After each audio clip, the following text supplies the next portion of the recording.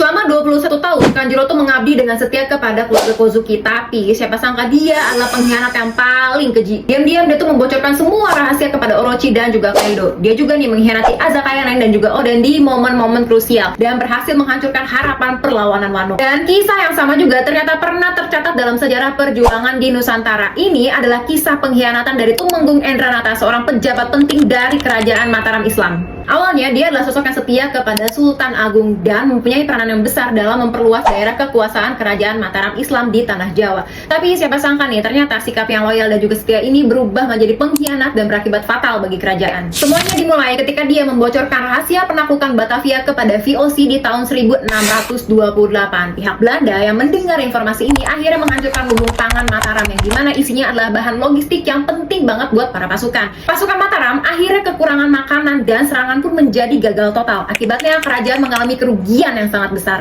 Gak cuma sampai di situ aja, Endranata juga melakukan fitnah kepada adik ipar dari Sultan Agung yang bernama Adipati Pragola II. Dia tuh bilang kalau adik iparnya bakal melakukan kudeta terhadap Sultan Agung. Nah, Sultan Agung yang mendengar informasi ini langsung terprovokasi dan dia langsung berangkat ke kediaman adik iparnya yang berlokasi di Pati untuk melakukan penyerangan. Peperangan antar saudara pun akhirnya pecah dan bikin kerajaan tuh lemah dari dalam, tepat saat mereka tuh harus menghadapi ancaman dari Belanda.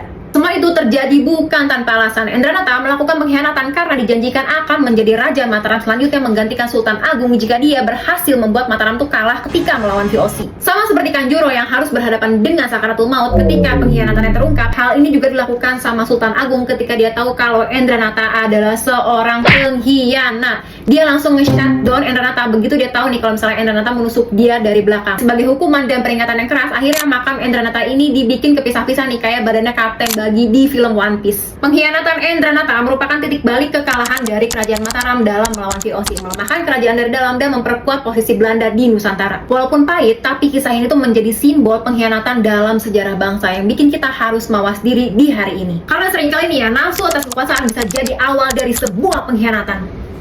Kayak suara tukang bakso. Ada tukang bakso ya?